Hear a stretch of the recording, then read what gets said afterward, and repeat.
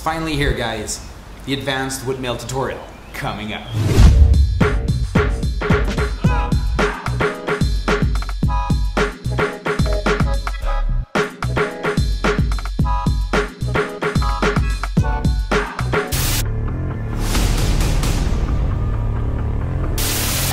Police officers in the hospital. Chaotic change.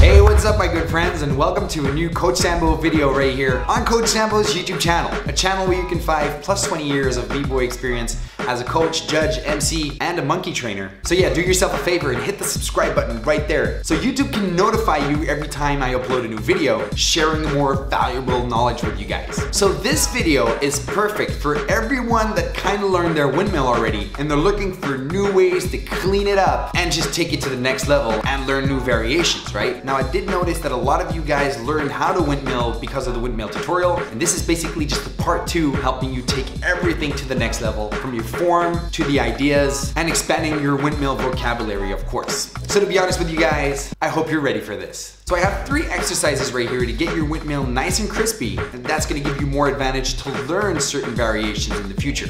Great Scott. The first exercise is switching in between fast windmills and slow motion windmills.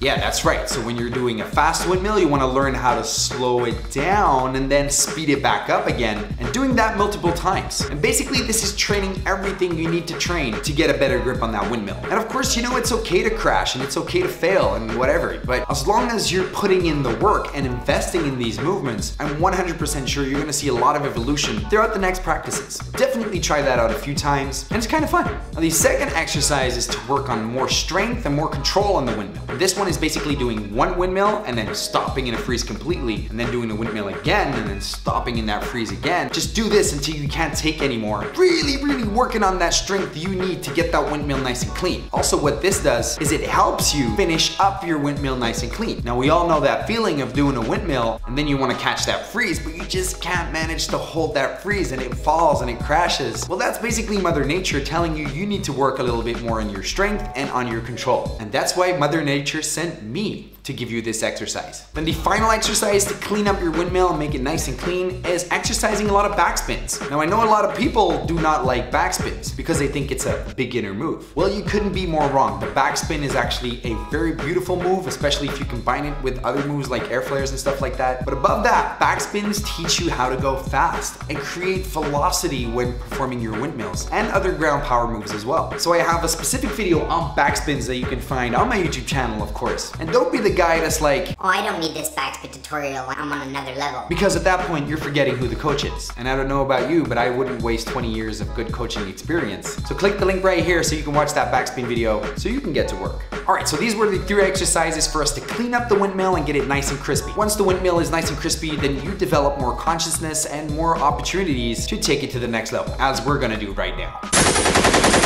So the first variation I'm gonna give you guys right now is a windmill with the inverted shoulder freeze kind of mixed into that. So what we're gonna do right now is we're gonna start from a backspin position, keeping the feet up into the air. From here, we're just gonna hop on our back once. And do this a few times and get used to this, because this has to be really clean and understood for you to execute this shoulder windmill variation faster. So once you kind of get this on lock, what you want to do is you want to hop from your backspin position and you want to hop into your inverted shoulder freeze. Now, what do I mean by inverted shoulder freeze? Well, basically it's the shoulder that you do not perform your turtle freeze on when performing your windmill. So when I perform my windmill, I do my baby or turtle freeze on my left hand. So that means that my inverted shoulder is the right one. If you're someone who turtles or baby freezes on his right hand, then the inverted shoulder freeze for you is going to be the left one, of course. So from this backspin position, we're going to hop and then we're going to land it on that shoulder. Now pay close attention right here. As I land this shoulder freeze, I pull those legs in again into the pump position, because I'm going to have to perform another pump and another hop to hop from this inverted shoulder and hop into my turtle freeze again so I can start the windmill all over again. Now, if you're having a hard time hopping from your back into the shoulder and then back into the freeze, which are basically two separate hops, it's probably because you're not cleaning those hops enough. You really want to bring those legs in, pump them out every time with each hop, and people who do not concentrate on this, they just start rolling over the floor and doing whatever. That's not what we want to be doing. You really want to execute clean and clear hops while performing this windmill. So we start from our baby or turtle freeze, transition onto our back, hop into the shoulder, and then hop again back into the turtle or baby freeze, and then you can perform this as a loop, basically creating a new windmill variation. So we covered that variation, then we can move on to the next. Now, a question I get asked a lot is a tutorial for barrel mills and nutcrackers and these kind of variations. So I'm going to cover the technique and method how I teach this right here in this advanced video, of course. So to learn no-handed windmill variations, we kind of have to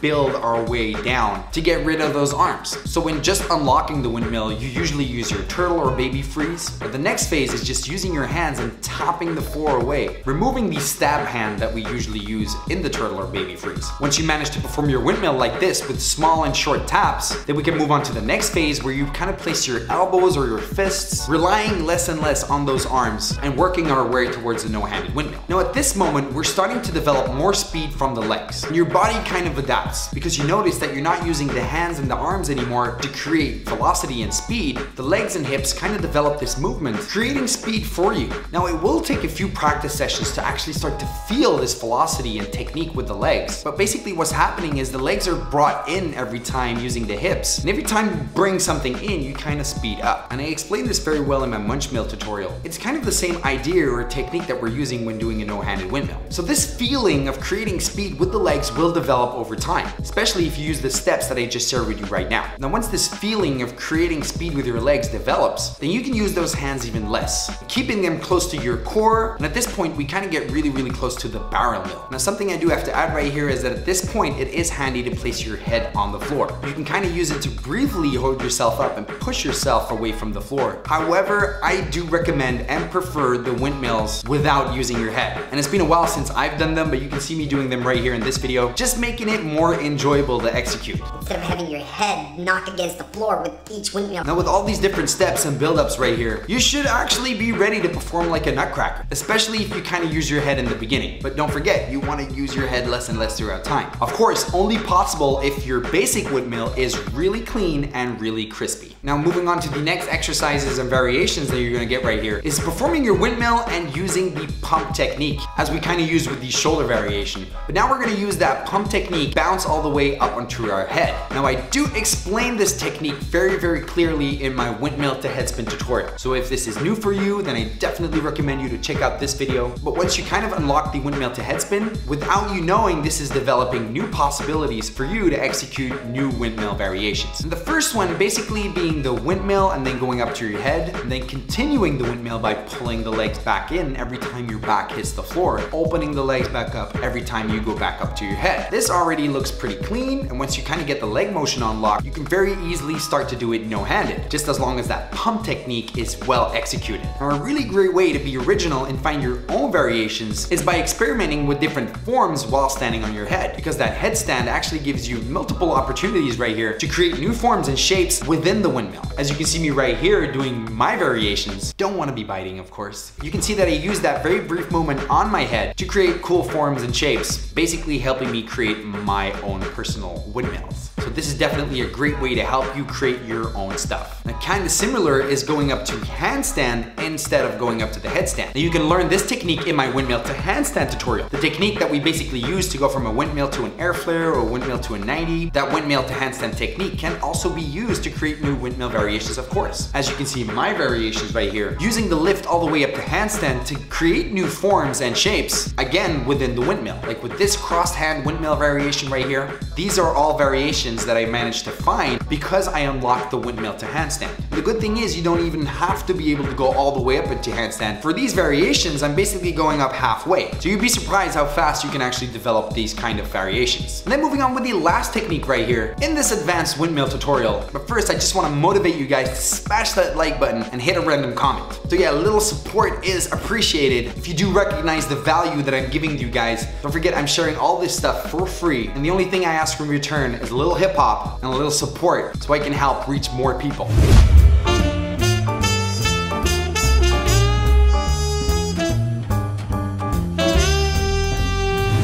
last variation is the windmill with the inverted freeze. That's right, and you might have seen a video where I tell you to learn your freezes on both sides. Well, the day has come, and let's see if you've listened or not. Because this is basically a normal windmill, but you're executing this with your baby or turtle freeze on the opposite side. So to learn this windmill, of course, you want to be able to perform a clean turtle or baby freeze on your other hand, and this is what most people skip. So let me know in the comments if you're somebody that skipped this or actually took it seriously. Now, when performing this windmill, of course, we're going to use that hop and that pump and that bounce because this is the easiest way to learn this windmill. Basically, again, when you hit the floor with your back, you bring those legs in and pump those legs out, bouncing all the way up in the air and trying to catch yourself in that inverted freeze. Then very important when you land that inverted freeze is you want to keep the legs open. Why? So we can pull them back in with the following windmill, regenerating speed so we don't start rolling over the floor after 2 or 3 of these windmills. Then once in that inverted freeze, what you want to do is just connect to your shoulder as you usually do with a normal windmill. But because we're coming from an inverted freeze, we kind of have to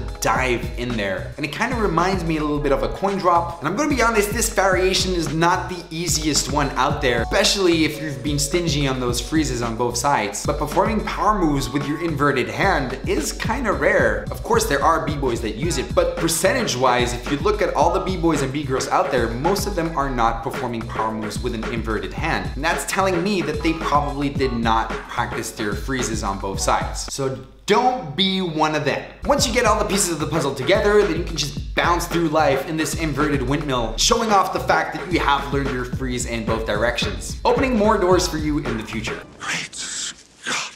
So guys, I really hope you enjoyed this video, and I really hope that you're gonna learn some new stuff out of this. Just adding right here that I have a lot of windmill variation tutorials that you can find on my YouTube channel, you know, such as Tombstones, Munchmills, Tapmills, Windmill to Flare, Windmill to Headspin. Yo. I've been doing my work online, and they're all as detailed as this video right here. So don't lose time, the clock is ticking. Just head on over to my YouTube channel, look for all these windmill variations, and start working hard so you manage to execute all of them by next month. Also, I want to add that if you're liking the way I teach and you want to learn more, then I have a lot of in-depth masterclasses that you can find on my website, and also the details you need for private coaching if that's something you would be interested in. Thank you guys, this is your man Coach Sambo, your online b-boy coach. Like, give me 5 push-ups. Because at the end of the day, my good friends, when you think about it, it's all about that b-boy shit.